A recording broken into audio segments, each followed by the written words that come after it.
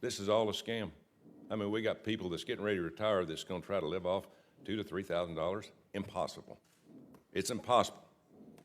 Because what happens, it comes up here, we spend it. We're $35 trillion in debt. We don't have any money. We're dead broke. And then taxpayers have $2 trillion in credit card debt. We are in huge trouble. In this body, we had better start figuring that out, because we're going to have a run on this city here soon, and there's going to be about 150 million people coming up here saying, where's our damn money that we paid in? I could have put my Social Security money, 40 years, in tax, in the market, and probably be worth 8 to 10 million today. But the federal government wasted it. So I'll get off my horse there. But it's good that we have this, because we got, you know, I get a little pension check from education. I was part of a union. It's not going to help people. People are going to have to work, continue to work longer and longer. Am I right, Ms. Ginger? Can you say something about Social Security and it being taxed for some reason? We're taxing people for the second time on Social Security that they put into an account. Yeah, and I'd like to point out when Social Security was first founded, those who established it, it was started out as a 2% tax, and they said this will never take more than 6% of your income. Today it takes 12.4%, and depending on whether you go with CBO or Social Security trustees, it needs to take between 15.8 and 17.5%. So we're talking about thousands of dollars more per year. It also was actually only originally recommended that the tax be up to $66,000, equivalent in today's dollars of earnings.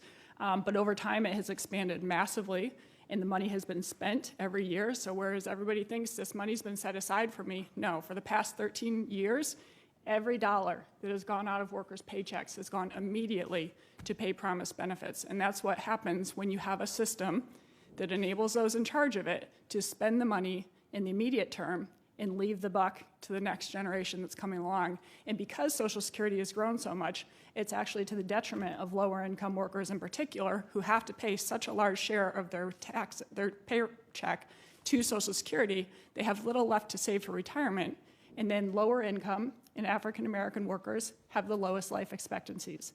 So they are the most likely to get nothing back in return. 1 out of 4 African American men will die between the ages of 45 and 64 after having paid into this system for decades, tens if not hundreds of thousands of dollars, and they might get nothing back.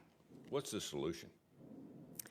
I think we ultimately have to shift towards a universal benefit system. That's what true social insurance is. It does not make sense that we are paying the biggest benefits to the highest income earners. So gradually over time, I think we need to bend down the benefits for the middle and upper income earners, actually increase them for the lower income earners, look at things like indexing retirement age to life expectancy, more accurate inflation index, and I think that workers need an option to have their money in something that actually earns a positive rate of return and that can't just immediately be spent by Congress. I have a 28 and 29-year-old, 2 boys, got a job, working hard, paying Social Security. They ask me all the time, Dad, will I ever see any of that money? Will they see it? I think they will see some of it. That's the exact same thing I hear whenever I ask a group of younger workers, and none of them raises their hand. So I think that there will be something there, but it's not going to be what has been promised. Mr. Stevens, you got anything to add to that? Thank you, Senator. What I would add is when we talk about Social Security or we talk about pensions, the two things that they both have in common is that guaranteed income. You know what you're going to get, generally speaking, at the end of it.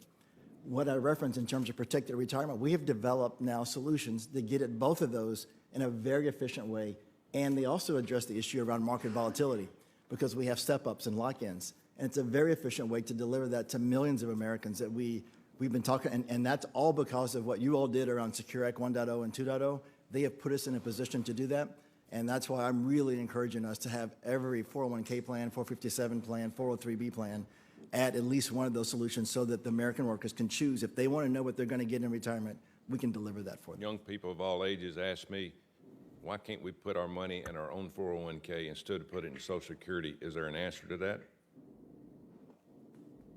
I think what I love is that they're asking the right question. Savings in any way is a good thing, and I think there's a place for Social Security, there's a place for pensions, and there's certainly a place for what we're doing in 401k plans. Thank you.